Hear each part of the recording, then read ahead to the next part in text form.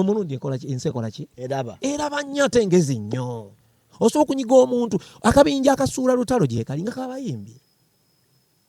naye nga si kaba politician. Tubadde tumanyi promoter byonna basobola okubeera eyo nga bubinja bubeerayo, naye ensi guno omulundi eraba omuntu akoze live ye agabye enamba ye kyemuvumya. Kati bw'owa amatuka eri n'ogamba gundi yagwa eyali ayimba ku Africana kati ayimba mu bbaala nga gwakyogedde oli muyimbi, kitegeeza gwe akulekedde gapu kati gwe obodda ku Africana gwe toyagala ssente. Abayimbi bagamba yatubuuse twamuteega tumulabe wali talabise kakati katumwonoone. Obawo abayagala okuleeta ebyobufuzi ku stage y'omusajja oyo tabyagala ng'omuntu wadde alina gwawagira oba kubeera mu baamu bamusuulako wadde bagezezzaako nnyo okugezaako okulaga nti vaayo oyogere wajyoogwa. Bannange buli muntu alina endowooza ye ku bintu babitwala. Eriye asirikiddeeyo nga tayogera ku bayimbi naye tekitegeeza nti tawuliriza nnyimba naye taboogerako. Gwe kati ng'oveeringa omugala lwaki oyogera ku bayimbi tuba twogera ku bagundi lwaki oyogera tulage gw'oyagala. Ekyo nakyo kibeera mu ggwe kyekimu n'ebirala byonna okitegeera kyegamba. So omuzannyo gwonna temuguteeka ku politics, guli eno mu ndongo yeetawaanya abatuuze. Lutalo talina lunaku lwajja kuwa matuka eri avume muntu gwassaamu kitiibwa. Gwali okirabyeko yali ayisiza erinnya lyonna gwe lyomanyi ery'omuntu ng'amuwa ekitiibwa n'amuyisa mu kamwa. Naddala abaamusookawo bakama abe mu industry anyigiriziddwa nnyo, abalala bayavuddeyo ddala agamba kubanga bino ebintu bibuzaabuza. Eri yagamba kati gundi yabatuma mugambeko n'ovayo n'obusungu. Kyokka ye talina busungu, this time yavuddeyo n'obusungu n'ayogera bye yayogedde naye era tayamensioniza erinnya lya muntu. Ekituufu kiri nti Nasa takyali mu kampuni ya The Hayers naye ate si mu bubi obutuuko gamba nti kiro singa tukyogerako kye tusiibako tewali buzibu. Challenge simbula kawewo round media mujikube enkokola buli kyekola ne mukube enkokola naye nga lwaki mutukube enkokola kyokabe muzikuba tetulina buzibu. Olunaku olwaleero nkyazizzaako manager Kijambu agenda kuba atuyitiramu. Ndaba omuyimbi we ennaku zino ekitimba yakiina nga bwe tugamba nti ekitimba David Lutalo yakiina. Tugenda kuba tunyumyanyumyamu atubuulira obuzibu bubuvaawa, bano bayogerako be baani, ani amulwanyisa, baani be yakubidde akayimba, lwaki yasomye n'ennamba ng'ate bo bamaneja be weebali. So mwami Kijambu tukwaniriza ku mikutu gyaffe gino. Nange nsanze okubalaba mukulu Sanchez, David Sanchez wakabi. Mpozi obuzizza ebibuuzo bingi. Anyway mbalamusizzaako abatulengera bannaye ku mikutu wano. Ndi manager Rogers Senior owa The Hayers Band. The Hayers Band? Yes. Eya David Lutalo. Kaakati obuzza ebibuuzo bibadde kumukumu. Mpozi olinga badampa ba priambo ya. Naye kati tukwate kimu tulabe nga tukigusa nkakasa we tunaaviira wano abantu b'ennaku zino osobola balimba naye tosobola babuzaabuza. Osobola balimba? Yes. Naye tosobola babuzaabuza. Kati ani abuzaabuza ani alimba? Ku bye tugenda okwogera mwe tunaalonda oba nze nnimba oba waliwo alimba. Essebo oba gwe walimba. So manager kati mba nkuyita manager wa David Lutalo, mba nkuyita manager wa David Lutalo brand nene. Waliwo David Lutalo ng'omuntu akola ebintu bingi nnyo gulaba oyo n'obulimi mulimi n'ebirala bingi byakola. So alina bamanagers bangi nga bonna bamaneja be. Kakati nze nakwawulidde ne gamba owa The Hayers Band. Ojja kulabayo n'omulala agambe ndi manager wa Lutalo gwe kasita anyonyole naye department yakola ki jagwamu. So tutandikire wano. Omuyimbi David Lutalo ng'avaayo juuza ku live ye whereby abasinga kye tugamba nti omusajja asomye ennamba y'obuzibu buvaawa. Kakati awo wennyini ku nnamba we tuba tutandikira obuzibu buvaawo obw'amaanyi ffe ensonga ogitwala serious. Awo wonnyini we tuba tutandikira era y'ensonga lwaki abatulaba mujja tusonyiwa David Lutalo ng'omuntu si mwogezi muyimbi era ye okwogera kwe kutini olw'ensonga nti ye muntu bwemubanga muyinza n'okubanga musaagaawo naye alina ebigambo ebinene bizitowa kyayinza okugamba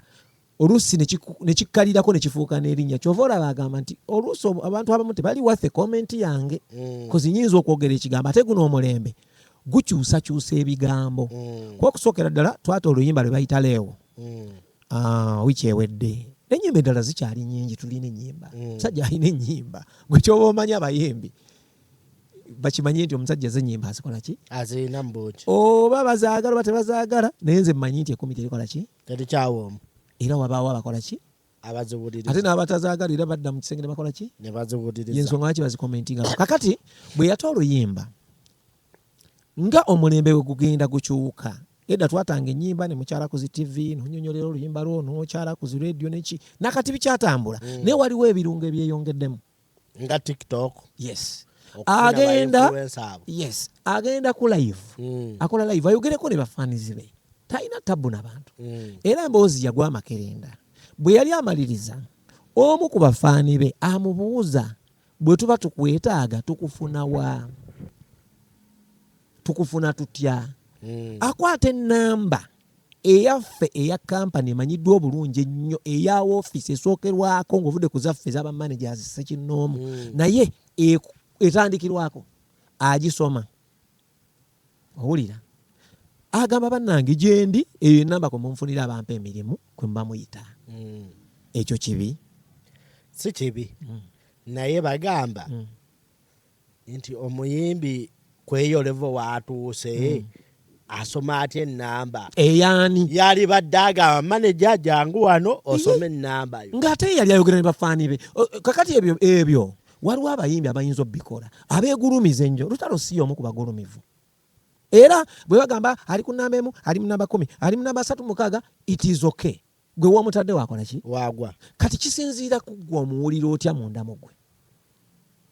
era ebyo byogamba nti olina wama tugenda agamba kakati Lutalo ayinza atya okukola live ayinza atya okugaba ennamba muntu w'abantu kati omubuuziza ennamba takuwadde ye akuwaddeyo emirimu ekola eya manager kakati bwabadde mwagala era waayita omulala alage obuyinza obungi ennyo twabaddewo nga tuli bangi adde ayinza tuyita abantu nga 20 okitegedde naye yagabye ennamba esookerwako okitegeera ogutali musango naye bukya ku makya abantu ne bakifuula ekintu ekinene nnyo anti waliwo omu yagambye Lutalo olaya yatandise okusoma ennamba kati ayagala ku ssente z'abakadama bamuteereko naye tuddeyo tukwate mpola mpola bino ebintu tujja bituuka awasemba abadde ku mikutu gyonna ne ku TV ng'akyaddeko ne ku ki tuddeyo buli alina interview Lutalo gye yakola awulire ennamba gye yasomye oba si gye yasoma emyaka 6 giyise n'emyaka 10 giyise bwebanga si yeyo guno omukono bagutemeko nga tebansanyalaza kakati eriyo ekintu nga waliwo abantu nga bakukyawa nga kibinja nga bo bakulinze era nabalabye n'abamu nga babitaputa bubi batandise omugatta ku pulezidenti wange nze wange yes ndi wankyukakyuka nti gwagamba kyogamba Lutalo tamanyi linnya ya muntu yenna ayina gwe yayogeddeko ayina be kati yataddewo emigonjo mpa erinnya teyayogedde okujjako waliwo yatuuse ku nassa bw'ojja n'otuuka awantu nga waliwo eyasudde obukyafu mu lujjalwo osobola okuvuma ekyalo kyonna naye nga gwonoonyamu akagato ganaakola ki bwe kanaatuuka kati abamu batandise kambaza bintu birala bakola ki naye ensi eraba omulundi ensi ekola ki eraba nnyo ate ngezi nnyo osobola okunyiga omuntu akabinja akasuula Lutalo gye kali nga kabayimbi naye nga si kabapolitician tubadde tumanyi promota byonna basobola okubeera eyo nga bubinjabinja bubeerayo naye ensi guno omulundi eraba omuntu akoze live ye agabye ennamba ye kyemuvumya kati bw'owa amatuka erino ogamba gundi yagwa eyali ayimba ku Africana kati ayimba mu bbaala nga gwakyogedde oli muyimbi kitegeeza gwe akulekedde gapu kati gwe obodda ku Afrika gwe toyagala ssente azaagala kati kambuuze omuntu nga kyotunda okirina wali okitundira ku Shelton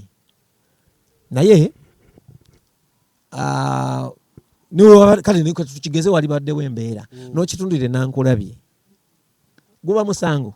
osoose kitundira ku Shelton kati saawe n'otundira Nankulabye naye ng'era okitunda ofune ekyokulya kubanga at the end of the day newobigattagatta otya katubefe abali mu struggle at the end of the day omuntu alina okulya era tosobola gigendamu n'ogibeeramu wiiki 3 n'ogamba abeewo tulye era emmere gwe kennyini era ofuna akadde n'oyitamu n'onoonya ekyokulya n'onywa amazzi n'onaaba okitegeera abantu baleme kutaputa bintu bino bubi ate bwe tujjaawo era nekw ekyo kye baagala okuyingizaawo ekya politics twakava mu kiseera ekibadde ekizibu ennyo ekibadde ekyakalulu kya kampeyini era nga waliwo ebisawo bya ssente biyitiŋŋana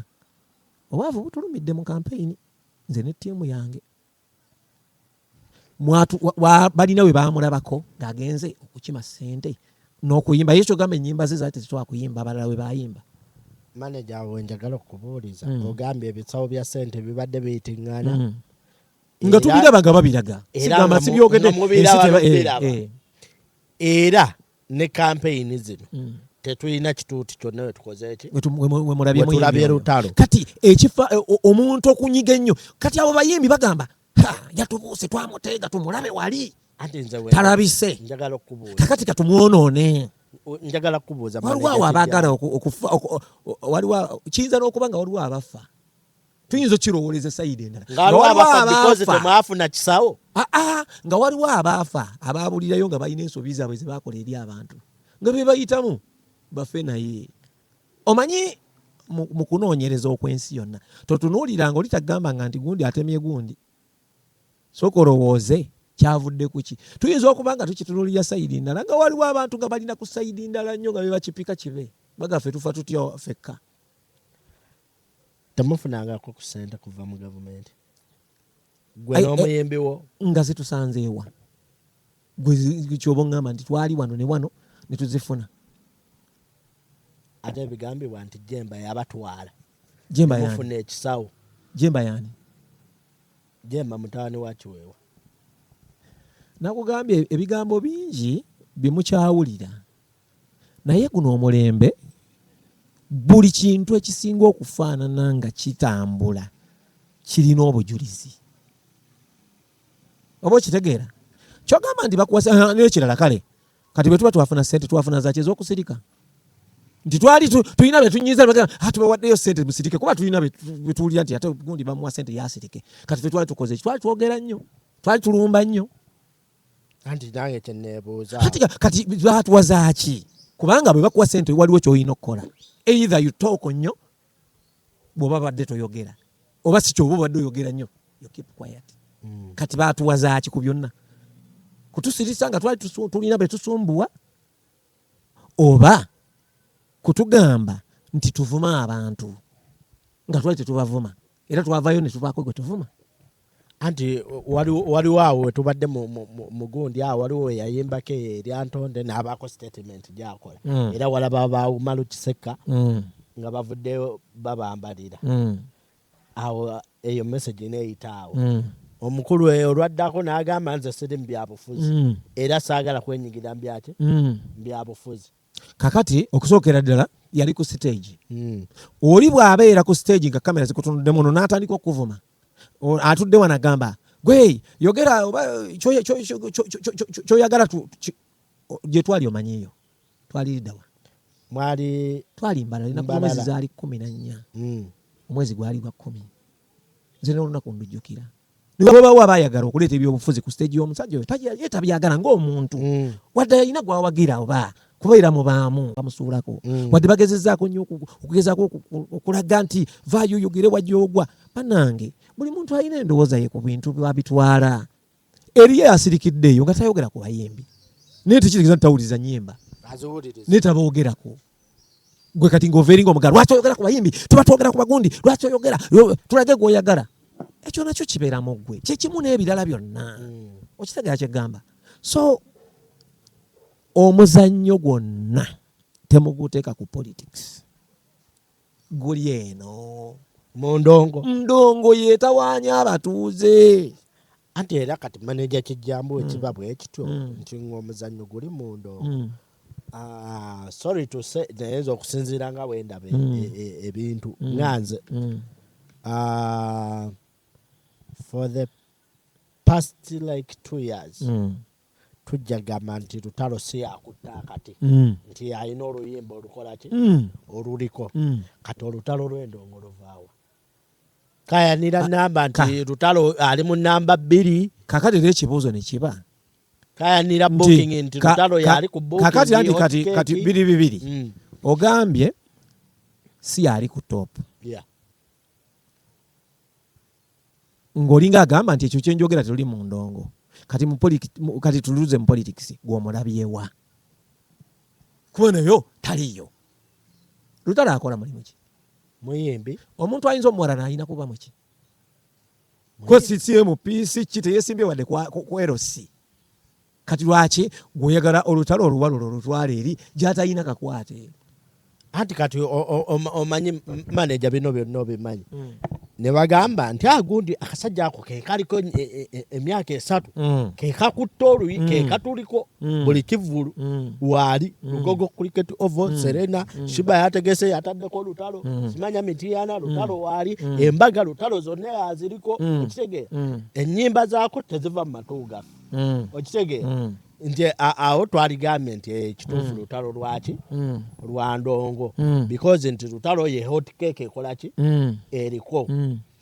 nikati wobo ngamba nti abamulwanyisa bali mu ndongo nga bamulwanyisa ku basis ki kubaga gwe mulimu gwe tulimu kati ngwadde omukisa gwenze mbuulira abamulwanyisa abali mu ki ye baani abamulwana nange ffe tutamanyi naye ffe tukisuubira kuba ni mulimu kuba gwe tukola era bw'anaafuuka omulimu ow'amaanyi era tujja kuvunaana balimi okitegedde ate olaba manager kati kibabwe kati owa takisi ayinza okuyomba n'ow'ennyonyi kati tukitwale nti politics bali mu nnyonyi otegedde ekyegamba bali waggulu mu bire gwe ovuga takisi mulina oluyombo n'omusajja gw'otalaba nakulaba tekiriiyo butabinkiriza kwagala bireeta ekifaananyi mbuno bakyawooli naye nga bano bakozesa katakitiki nti ekiseera kye tulimu waliwo obuzibu obuliwo nti kebamala ne bakunyiga ku kintu ekyo yaba nga bakufunye abalabe bo oba kitegeera okuba proving wrong twakava mu kaseera akazibu nkubuuziza gwe kenyini ompa answer twakava mu kaseera akabadde aka politics oli omukwafu abantu we badde bakolera bye baagala byonna omulabyewa kuba otandikira awo obamanyira kati omuntu ne baba ali waggulu oba ali wansi oba ali wa naye ng'akimanyi nti ono abeera awo afloatinga oba okitegeera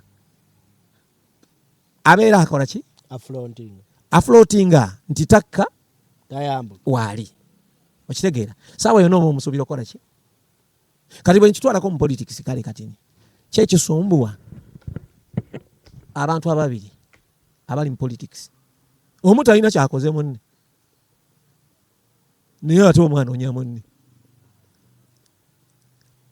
otagala kyegamba nti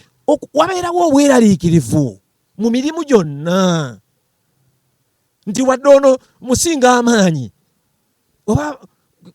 naye waali saa yonna kikyayinza okukola mu kampu yammwe mulinamu embeera nti waliwo ayagala obbabookinga n'atuuka n'agamba Kalutalo ako tokaleeta twalamu gundi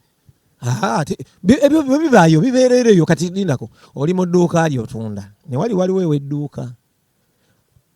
bw'abaawo abalwanyisa edduuka lyo era tebayinza kujja mu dduuka n'owulira era bayinza kubyogerera ffe tetubimanyi anti kati mwebyo temukiwulirangako nti waliwo omuntu bw'ati buli we bamugamba Lutalo gwe ng'omunnamawulire munyumirwa nnyo nti wazzeewo olutalo mwe mukole emirimu kati nekyo nakyo kankikubuulire era mwe musinza okuleeta obuzibu bwonna yayogedde bw'ati yagambye bw'ati olwali obukedde ku makyanga ndabye abasajja be tutayombangako nabo tannafulumya na linnya ye yataddewo ekintu nga bw'ogamba nti osanze eppupu mu luggya lwo n'oyombesa ekyalo abantu bakuno biki ne waba bawaga nti nze gwavuma kitegeeza gwe wakikoze nze ndabyeko bataddeko gundi ku bufaananyi wansi tujja kutta tugenda kuvuma walumbye gundi naye nga linnya ki yalumbye ddala abantu bagezi bino babiraba akasajjaako kalina obutubu kalinga omukonda gw'eggama akasajjaako omugunju ogwo watya ng'ayomba nange kubanga nange tumanyi okufuna obutakkaanya kiyinza n'okuba nga nze ayinza n'okungoba mu wiiki ejja nga nze gwe yadagamba nga nze gwe bamuganyize ngulaba muvuma kakati mwe muvudde eri mutaddewo ebintu mwetaddeko ebifaananyi okwagala okufuna relevance olutalo luno olulaba lwakuwangulwa abantu bategeera wenkola ekirungi nonjogerera wenkola kiri wenta oluyimba noteekawo embeera yegwegwe yaddayogerako gwomanye ebiri mu kampu osonga nange in fact nange nenyimba ekika kyenjagala olusimayo mukayanya naye nga yeboswa olosirwagala tekayo luli kati watyanga kazeko yadde agamba waliwo omuntu okwagala okuyingira awantu notandika nze mpuliddeyo n'abavuddeyo nga beyogeddeko yanvumye yankozeyo ati naye kata nayogera linnya neeri naye omaze okukakasa nti gwe badde oba omuyiikiriza oba oli omu ku abo bagamba kuba omusajja yavuddeyo asanze pupu mu lujja ekyo nkyakirumiriza n'agamba bana ekyalo kyano kintamye kuliko bantu biki bandoga kakati gwe n'ovaayo n'ogamba musajja yanvumye otuyita otya abalogo kati kitegeeza ki ensi eraba era gye bijja okuggweera owulira ng'ensi ekoze eki etegedde amazima kozi bamuteega okumulaba guli omulundi wafuna ssente okuva oludda luno tujja kulaba bonna abantu babaddeyo ne bakola emirimu gyabwe mwamulabye ogwo si gwe mulimu gwe yeeberedde ku faamu ye era bwe yayimbyeko ne muzika campaign nga kye bamuvunaana yayimbye wa mikwano gye ng'omuntu kuba n'omuntu abako ne mukwano gwe njujuke yayimbirako mukwano gwange awo Honorable Nakandi akwaddeyo ekyokulya owulira ogwo mulimu era nze neewuunya bano abantu abagamba kakati wakoze bubi okukolera gundi naye abo mwenna bonna abo kyogera abasinga bali bweru bamala nogenda ku mirimu ne bakola ne baweereza n'ewaka ssente abantu baabwe balye kati gwe bw'okola oli mubi omanyi bino byefaananyirizako n'omuntu nti ku kyalo kuliko kyamaani abantu bamukyawa naye nga gwe wali wamuwola ebintu oli mulunzi wa nkoko yali enkoko zo kati oluusi abantu bwe bamukyawa ne bakuwulira nti wagenzeyo okumubanja ekyo kya ttabbu owulira naye omuntu talina kubanja kale soogera nti lutala alina gwe yabanjiza naye ngezesa nti embeera eyo abantu ababanja babaleke oli ayinza okuba agenzeewo omuntu oyo okumubanja naye nga sina mukwano gwe ekyo nekyo kisobola okubaayo naye nga ku saidi ya struggle buli gwolaba nti ayina kyakozesa omukwate bulungi mukwate bulungi omanye amazima kuba mundu omwajiddemu ekintu kyeffubitiza erisuula abantu mu bugenderevu woyogera ekyokusuula eggulo nawadde ne Vegas neŋŋamba waliwo omuntu akola bukubirire era ateekamu ne ku ssente nyo ziteekebwamu nga si ntono akakadde mu kitundu 5 ate nga si politician era saagala bakirowoozese bakitwale wa muntu yenna ali mu byabufuzi nedda muyimbi ate politician ayagaza ki lutalo aba yagenda mwesimbako amwagaza ki lwakuba nti abantu abasinga gye bayagala kiyite mbuno balowoozese bateekawo olutalo wakati w'omuntu omunene ennyo noone yeekolera emirimu gye mbu ekyo kibeere ki tebajja kiraba kubanga lutalo talina lunaku lwajja kuwa matuka eri avume muntu gwassaamu kitiibwa gwali okirabyeko yali ayisiza erinnya lyonna gwe lyomanyi ery'omuntu ng'amuwa ekitiibwa n'amuyisa mu kamwa naddala abamusookawo bakamaabe mu industry anyigiriziddwa nnyo abalala bayavuddeyo ddala agamba kubanga bino ebintu bibuzaabuza eri yagamba kati gundi yabatuma mugambeko n'ovayo n'obusungu kyokka ye talina busungu this time yavuddeyo n'obusungu n'ayogera byeyayogedde naye era tayamenshoniza erinnya lya muntu kati abavaayo bebalegge lutendowooza kati tugambe eki manager awo wennyini omuyimbi we era yavuddeyo n'akoona ku linnya eryali erya manager we Nassa ng'agamba Nassa nakakati akyakwata emirimu ate kwegamba nti aliira mu linnya ly'omuyimbi nedda kiri bwe kiti Nassa anda waffe era twakola naye naye ffenna bwe tukoledde okuva lwe twatandika si we tuli nakulabangako ku kampuni emu edda amabegako gyokyali kakati osobola okuva mu kampuni eri abaava mu kampuni nga zibukedde zaani naye nga amanya gaabwe gasigala tugamanyidde eri kati nga olumu ayinza n'okukolayo ekintu ekinyigiriza ne bibaamu munda omwo mu kampu bibaamu naye bw'oba ofunye omukisa nga olwakubuuza n'oga nedda nti bannaaye nga gw'oli wabukedde tugeze n'ogamba nti bannaaye nti oyo tetukyakola naye si mu bubi era abadde waliwo ensobi zaakola naye tazibakozesa twayawukana bw'aba yakyogedde ekituufu kiri nti NASA takyali mu kampuni ya Daheyaz naye ate si mu bubi obutuuko gamba nti kiro singa tukyogerako kyetusiibako tewali buzibu NASA musajja mulungi twakola naye emirimu emirungi era buli kimu n'atuuka ekiseera ne baawukana mu kampuni n'akola kampuni era alina gy'akolera of which saagala namwogerako kuba eyo si topic nnene nnyo eri awo ebyemirimu ffenna naliko mu cream production eya mwami ajaruna mu biro era nkyagendawo nendya emmere era baba bamwetaaga mukubira akasimu ne mugawaayi bakwetaaga ku mukolo bwe guti naliko mu new Eagles production era nga manager mwami Lutaaya tukolagana era tukyakolagana wabaawo obuzibuzibu mwami Lutaaya n'ayomba nga nayogedde nabo bannabaleeze mu ssente kusinziira ku buli ayinza okunkubira Lutaaya omanyi nti asobola okunyimbira ku mukolo ne gampa miliyoni 9 kituufu nga ye amusajja ayagala miliyoni 4 naye nga mbadde njagalamu njawulo oluusi bwakimanya agamba kijambo oyinza okubonyonoonera emirimu ate abasajja obaleega biki okitegeera wavu kisi kibi bwakomplaininga era n'agamba nti temukola naggana nagundi kuba yinza okuba nga asaba abantu nga mutufu akirewaniseemu naye abeeko kyafuna ebyo bya mirimu anti nze abuuza sensi yaliko omwana wammwe oba yaliko ewammwe era ayinza okodda lwaki temumutuuza ne mutuula naye mbuntu nemumugamba omanyi tufunye complaints bwe ziti na bwe ziti ate zonna buli omu gwe tubadde twogera naye adde alaga kiva ku ggwe ate era kyekyo kyabaddewo naye ate omukulu tiyabadde topic n'agamba nti NASA ali eyo akyakwata emirimu kyokka ye NASA w'oyogera naye agamba nze sikyakwata mirimu gya musajja wabula ayirikomendi nti we maafunye omulimu nsobola okukubira maneja kijjamu ne mugamba maneja waliwo abeetaaga wano ne wano abawa bweziti kati eyo saagala nagendayo kubanga era entalo zonna zitulimu zisobola okuba nga nayo ziyitayo oba kitegere kyegamba nti nze emabegako nayewukana n'abantu abamu netandika okufuna obubi bwabwe nga buva mu bantu ababadde tebabiŋŋamba bulijjo lwaki baali baŋŋamba mu kiseera ekyo nga baagala tukolewo olutalo kati ne wano mu kiseera kino tulina ebizze bino kati ate baagala tuyingizeemu ne muganda waffe oli oba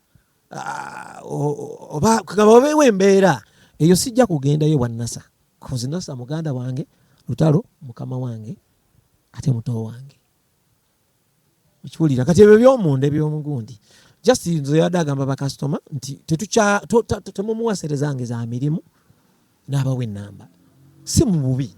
yandibadde yakikuba dda mawulire ekintu ng'ekyo nga kinene nnyo omutwe munene bannange gundi kuba amawulire gakyatambula TikTok etambula buli kimu naye just yabadde awo ne bakibuuza nti gundi oyo sikyakola naye ekyo ne bwe tukivaako omuyimbi takyalina manager bukyanga NASA avaawo because twakomako NASA twanjulira kati ate wogamba nti asomye ennamba ya management ani manager omutuufu owa David tulina woofiisi ez'enjawulo kyenakugambye tulina woofiisi ez'enjawulo management nnene yaffe kitegeeza buli ali okumpi ne Lutalo alina kyavunaanyizibwako bw'oyagala bandi era bw'onookubira ne bw'onookubira ye naye alina ennamba eyiye by the way Lutalo togimanyi eyiye then tulina ennamba enkulu eba esigala ku woofiisi era waliwo agikwata then waliwo personal manager amubeerako bwe babeera naye waali waliwo manager owa faamu ey'enjawulo gye sijja kwogera naye owa faamu ey'enjawulo endala n'ebintu ebirala ebigenda mu maaso bingi nga bimanagingibwa abantu ab'enjawulo so gwe kyotwagalako paati gy'oyagala gye tukusindike oyo akikola olowooza temubuliddwa manager abakumaakuma ewamu twayawukanye webanga tiimu David Lutalo twayawukanye bali webati twayawukanye management namwe abawagizi ate bayawukanye abawagizi ba lutalo bakoze bati waliwo agayitinganya tonna gawuli nti tiimu David Lutalo ekigimazeewo kutega kibatuwala tiimu David Lutalo etya tulina tiimu David Lutalo nyingi nnyo. Tulina tiimu David Lutalo Mbalala, tulina tiimu David Nairobi, tulina tiimu David Lutalo Dubai, tulina tiimu David Lutalo Uganda, tulina nyingi nnyo. Tiimu David Lutalo kijoyogerako ngezo tiimu mu tiimu ne wabaawo management. Ezo tiimu z'abawagizi beva fans base fans club ez'enjawulo waliwo ne ze tutamanya ne mugende football ne mubasanga nga bazze. Yanga ne tuli tiimu David Lutalo nga bakubya ne t-shirt zaabwe ne ki. Wasitagere kyegamba kati eruwe etawanye yeruwa anti bagamba nti tiimu David Lutalo ne Da Hayers buli muwala alimu mwamwesooka mwamwekwata babadde babaani anti ebyo bye bireetera group okusasika kati ne betutamanye twabeekwata kati eriyo nkugambye tulina tiimu kibatu system kiyitingana oli wakwata ewuwo ng'ogamba maako yakutte mu liiso lyange eryaki fe abamu tuli basajja bakulu nze gwoyogera niri musajja mufumbo ndi Ssaalongo okiwulira kakati n'abasinga bonna betukola nabo kati kambuuze management nga yeyagala tiimu kyogezaako kutegeeza wekigambibwa kati kambuuze Lutalo bagambye nti alina fan base y'abantu 3 oba 5 tosobola kulya nsi yonna n'ogimalabo oba eriyo abacakala abantu bali abaavu 18 eyo party siyinza nagigendamu kwani ayagaddaani era singa ogambye nti mwatandise okukwata abawala ekyo mbadde yakiwoobodde naye mbu bayagadde gundi yagadde gundi ebyo byabo ate awe wave ng'ambo n'enkwe ate abo tebajja eno abo tebali mu gurupu yaffe bagiyita The Hayers Band weeri namba weeri neggulu yakoze kaseese ku Idi yakoze wali twabadde MPG ku Buddu Gardens kati kyo simanyi kyemwogerako bandi kyanjawulo fans base kyanjawulo eyo nerimu miliyoni z'abantu terimu bantu omu babiri kakati ebyo bigambo abantu bagezawo kuteekawo byetutawuliranga nako ebyo naye ebyo bya bulijjo abamu balwadde ng'eyakulwaziza yennyini ate yage kufa wiiki ejja ate gwe n'obeera nga ki kati ebyo bigambo ebibeera mu nsi olw'omulembe gwe tutambula nagwo wansi w'enjuba omuntu wakuwaana akuwaananya ate bwakwonoona akuwonoona nnyo gwe kyoba omanya nze waliwo olumu nze siri mwana wa mugagga naye nze nakola bukubirire mu myaka gyange nga nvubuka okubeera nga buli wembeera mbeera n'erinnya eddungi n'omutima omulungi n'okubeera omuntu w'abantu naye waliwo gwe nasanga nga yampaana ekisusse bannaye oli omwana yali yampaana naye just yali faani wange kati byebimu bw'osanga omuntu abamu nga balwana abamu ne baki kati olaba entalo eziri ku social media okwo kuliko abazirimbikamu abantu be tutalinaako wadde omutawaana oyogedde ku gundi omwogerako ngaani kati naye nga tetundamwogerako ate naye ababe ne bagamba ti oyogedde ku gundi waffe ati naye ng'ogenda okulaba nga mubutuufu babitabinkiriza bibeere nga bijaawo naye with the time mazima manyi Aruna Mubiro alina ebigambo ebintu byonna bye yali ayimbye mbiwe ekitiibwa naye yanyimbira ekigambo nti amazima tegeekweka nga manyiiko kimu ku lwayo amazima tegakola ki tegeekweka naye galwayo ne gakulumya nnyo omusajja ayinza okuwayiriza ekintu olaba natuusa ekiseera naye ndaba omuyimbi gwe mmanyi omukkakamu agumira embeera nga kiganye n'avayo n'ayomba naye era yayombye ng'omugezi gwe baba yagambye nti gundi n'agamba nti abanvumye bonna mbwa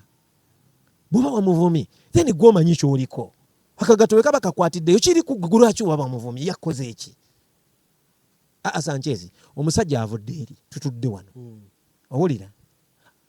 asaawo akuvumye akujolonza akoze buli kimu n'oguma noderi ne weebuzaabuza n'obuzaabuza n'oddako ku bibyo n'okolimakolima ne wayita ewiiki nere n'akomawo n'akuvuma bw'onyiiga n'omuddamu nti ate gwe oli mubi nnyo Sanchez toyinza kuvuma musajja oyo eryo n'abagamba mbu kakati bw'odda mugundi mbu kakati gwe oli munene nnyo ng'enjovu mbu kakati ozeemu akamyu kyogamba bw'obumye bulina okuyiikiriza enjovu kwetu kitwali bwetu kubanga buli kimu nkiwulidde nenkiraba waliwo omuntu lwakoowa naye nayimuka alwane yerwaneko. Mwami Kijambo Abitex yadde ku radio emu n'abayisaamu eggaali n'agamba nti Lutale ekyamwogezza ebyo byonna yagwa emirimu takyafuna booking ye kennyini yeetegeka ate nga naye ekirayika alinamu obutakkaanya nammwe ndowooza takyabategeka oba temukyamuwa mirimu nga wewava obusungu bwe. Kakati ekyokugwa oba nkyogereko ntya ngambe ntya nkubuuza ekintu kimu. Taata wa Abitex atambula bw'aba akyali mulamu kyogamba atambula yeesimbye bw'ati era waaba akyali mulamu alina okuba nga either akootakootamu nga bwe bakiyita. Tuyimbidde ebbanga Lutale ayimbidde ebbanga ne bwakakkanamu sizoni emu tekijjawo kyeyayimba ensonga lwaki ne bakasifeero bakyalina ebitiibwa byabwe owulira ate okuyimba gulinga omupiira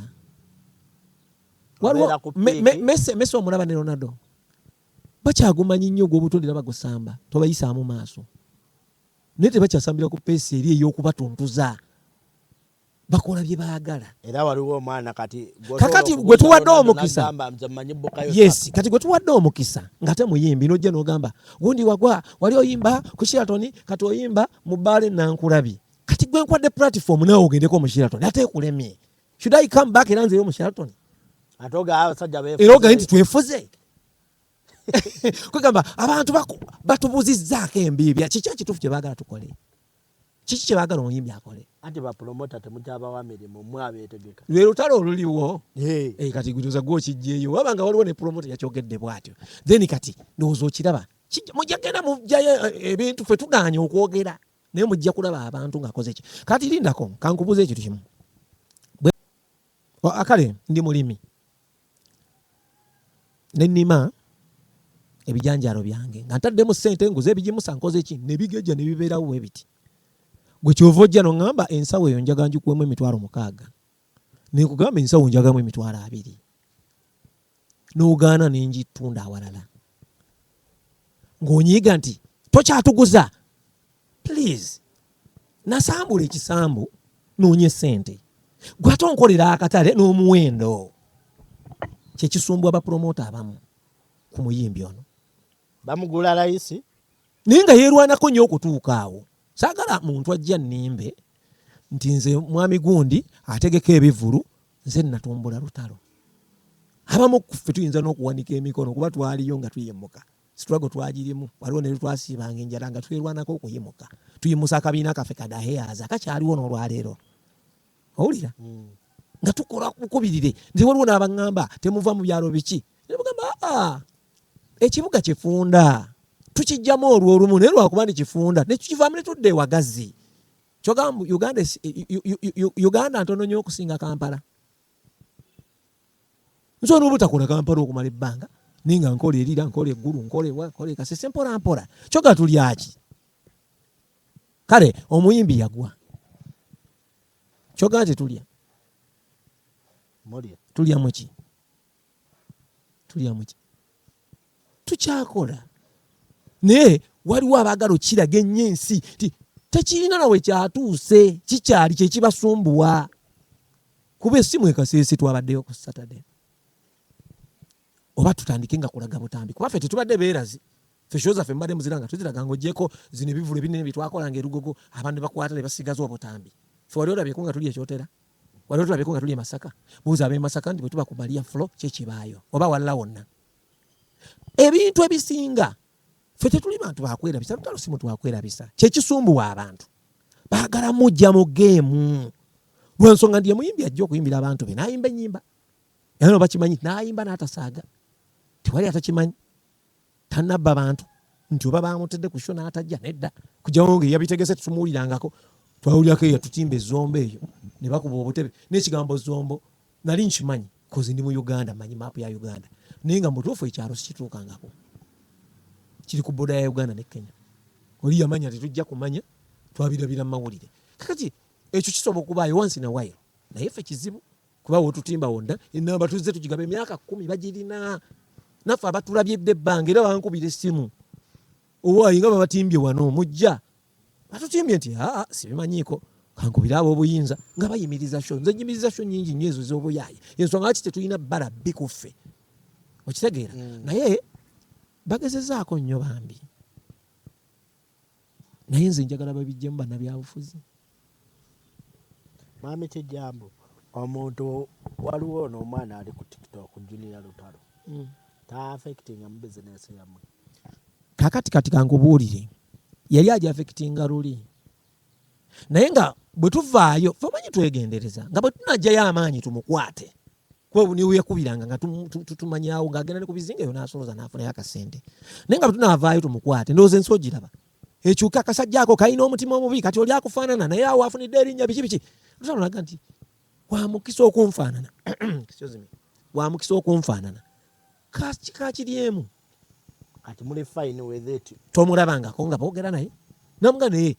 togenda nga ggwe Junior kiteekewo abantu bamanye agenze omuntu takozesanga n'akutwala mu linnya lyange erijjudde nti bannaye Lutalo gwe ntimbye n'atwala gwe bagenda kukubirawo eyo fiireeyo abafaanizi bange ate kigende ku nze nga bakutegedde nti gwe oli ki anti oli ayinza okugamba Lutalo wa miliyoni 10 kantwalemu ono ow'essatu ekyo kiri ku bo be bamanyi naye singa abafaanizi baagala ono ne basanga nga ono yazze ekituukayo tebitukwata era yakimannyonnyola bulungi naye era eri abagamba azimbye omutima akoze kitumaze emyaka nga tumumanyi omulenzi oyo ngaakyalina muto naye owulira koze omulenzi oyo mukulu okusingako ku Lutalo naye bonna baali mukulu ndoozi omulunga emyaka ebiri bali awe batyo naye yajja gye tuli ebbanga ddene emabegako ng'ajja ne ku bivvulu waliwo ne lutwali ku kivvulu erugogo najja nga ayambalidde ddala bulungi omanyi byonna abimanyi obbikola n'ayambala ng'omuyimbi kati n'ayimiriranga wali kati nga tenti y'omuyimbi eri wali kati Kasuku yajja anoonya Lutalo kati bwe yali atuuka bwali nemuga kati olaba tugenda kuzzaako kino yagala okulaga tutulika tuseka naga kiki ne tumugaawo kakaswera Lutalo namula kati mugaa Lutalo ali muli naye nga n'oli twali tumulaba we yeeteze ng'era abawala bamubuuzaako which is okay twamukuba ffe waffe tuli baddembe temufunangako incident ndi oligamba gundi yanzaddemu biki omwana wammwe biki kumbe wooli nti nga waani bisobola okubaawo nga waani nti Lutalo yanzaddemu nga wooli wa Junior anti asobola okuba ng'omukazi ku bizinga wogwa omukazi yamanyi yazaalira Lutalo anti ekirungi n'avaayo naga Lutalo nina omwana wo tondabirira ekyo okuzuula nga wooli Junior ekyo kyandibaddewo mu biseera ng'ensi tennamumanya naye kati n'omukazi aba ali naye era ategeera ndi ono Junior kubanga ye ali accessible omusanga mangu kyogala Lutalo mangu wakusanga buli wantu era abantu bonna babadde nezisikando n'abawala nekineki kyogala Lutalo tenomulaba mumawulire nga bamulabye abadde n'omuwala ku loogi simanyibwawa si bintu byennyo wadde nga naye musajja mukulu manager ajagala okumayiza olw'obudde nkute okkiriza nti bukyanga Uncle Aya agenda management y'omuyimbi David Lutalo eri stagnant erina byerakingamu management kati gwe oli w'amawulire kankugambe kino ekiseera kiri ebintu bya social media okulinnya byali bitandika butandisi twali tukozesa mainstreams mwenna gye mwali Uncle Ivan yakwata bulungi nnyo mainstreams ezo era ng'akolagana nazo bulungi era bwe yagenda mainstreams ezimu twazifiirwa Mukama n'ayamba ate ne wajjawo bino kuba olwaleero kati wandibadde ng'ontunuzaamu kamera nga ya kampuni ndala nga ya mainstream naye olwaleero tuli accessible ku mikutu egy'enjawulo leero ndinayo wane nkyojja kuba ne Parasol yobere ne gundi yobere ne King Star okitegeera kyegamba nti kati ebintu byakyuka oli kyeyali akwasaganyiza obulungi ate nakyo ne kikyuka enswa bw'ekyusa amaaso nedda amaaso gwolyo n'okyusa envubo bw'otagigoberera then enswa zibuukira emabega w'ekiswa ng'ate gwe wateze eno mu maaso kuba amaaso gonna wagavuddeko ag'ekiswa okitegeera kyegamba tutambula n'entambula eriwo lwakuba nti awo wewavudde era obuzibu buno bwonna mu byenjogedde kati waliwo abajja okusalamu obutambi okitegeera yagambye bw'ati yavumye bw'ati abalutalo maneja yavuddeyo yayogedde bw'ati naye nga mutuufu tolina muntu gw'olumbye bwe mbadde wano n'erinnya ly'omuntu gwe njogeddeko obubi lutalo alina erinnya lye yayogeddeko obubi ye yateze kanyeebwake kati abaavuddeyo ensi eraba agwo gwe mulimu gwe n'ennyimba endala akyasobola okukuba ennyimba endala nga 7 nga ziri bwe zito nga nkaawo asireka bulesi gwe mulimu gwe kikyasinga okukola ekirungi gwe kyomanyi kuyimba n'okuwandiika kati gwe ate bagamba omulera akwanisa ndere era temusuubira okuyomba ne lutalo mumwa ku mumwa gwe wemulumbira wano nga yakuddamu wali omulera akwanyisa ki baganda bange omulera akwanyisa ndere era omuntu yenna ayomba n'omuyembi mwalaba wano omuzeeyi Kafeero omugenzi Pawulo awumule emirembe omuvubuka bwe yamulumba ddiikuula kyeyamuddamu kimala kati gwe ddiikuula obeereyo ng'olumbye bwe banakuddiza nga bakuddiza watuufu we bakuddiriza totukaabirira tukoze ekyo kyakola tugambe neze n'ennyimba ze mwakataawo Leoni Red Flower Red Tomato awo zonna tezibadde zeeno mainstream zibadde za wano ku social media bigezesa kati kyoba omanya kiri bwe kiti mainstream kyekisooka okinyonyola abantu nkyogerere anti odda gwakireeta mainstream the media platforms zaffe kankize mu Luganda twogera Luganda ze radio zimanyiddwa eziri direct ne TVs olwaleero mu Uganda tuyina radio mekorooza nasembayo okubala nga ziringa mu 346 ne TV ziringa ziyinza okuba nga nazo ziweze 10 zisa webale nnyo kakati oyinza otyo zaafodinga kubanga gwomanyi bwe bibeera tojja genda wantu obagambe bakolere nga nabo balina okuddayo ewaka n'ekyokulya kati tetukyayinza zaafodinga nyingi era tuteekayo naye tetusobola ate n'abantu bennyini awuliriza kino kiba tekinnaggwa n'awuliriza ekirala buli watyoni nga waliwo ekimusanyusa kati nebibabuzaabuza kyebava badda ku ssimu kati bw'obeera ggwe naawe odda ku ssimu ndowooza twefunye bulungi bannayuganda nti we tutambula n'abantu abaliko ng'ebiriko bwe bitambula wadde nti kubaliko ate kuliko abaagala okwonoona naye nga balina kye beerimbikamu balina omusajja gwe baagala okuwaayiriza ensi erowooze nti yatuma abavuma abantu nedda tannabatumako ababatuma balala bubinja bukosikoosi bulina ekigenderwa ku muyimbi bw'owulira tetukyamutegeka kati omusajja yeetegekera kyogamba nti okufumba emmere mu woteri bw'oba osazeewo gyerira bakasitoma bayomba nti ate olidde emmere yo naye eriyo ebintu ebimu nga byewuunyisa kati akalulu ke kawedde politics keyazzeeko ebbali muziki gutandike era bakkirize tuyombere mu muziki baleme kuyita ayita eno kubita binkiriza ayomba na gundi gwe tutayomba naye gwe batayogeddeeko baleme bita binkiriza owulira nooli yakasusa akanyeebwa nekayabika kakati buli omu avaayo kyakubiri abantu babadde tebalina na content bangi YouTube zaabwe zifa TikTok zifa kati nga banoonya ekintu ekigwawo kyonna bayitireko era bwe kyaguddewo tebereza omuntu yakoze obukozi live n'agaba ennamba olutalo luvaawa bannayuganda mutegeere aboonoona emirimu gy'abantu nabo weebali naye nga ate bo bakeera kusooka kukola nalyoka jjadda ku ssimu n'alyoka avuma abantu wakoze bubi nnyo biki naye nga gwe tewasoose kukola omuntu akola okunoonya ekyokulya lwaki nga takulumbye takoze eki kyovala this time ne bw'anaayomba ne bw'anaayongera ovuma abantu sigenda kumugambako management yonna yamulese kale oba tugende bwe tukuba nga kwe kugwako fate is okay naye tukooye okubeera nga weetondera ekitaliiyo ebyaddala kati nga tutudde wano olinaava nagamba nti ompiseeko wali n'onkuba ebisoto nga sivuze na mmotoka nze na piki naye olwokuba nti yeewa amaanyi nenfukamira ne mwetondera ekyo ne kyeggwa ne wayita ekiseera nannumba ekyawane nga leero tugenda kufaafaagana be bantu olwaleero abamulumbye bazzeemu so mbumpimpi mukooyo balinyiririra waliwo abalowooza nti bo bajja kikuuma bwe batyo omuntu atuuka n'akoowa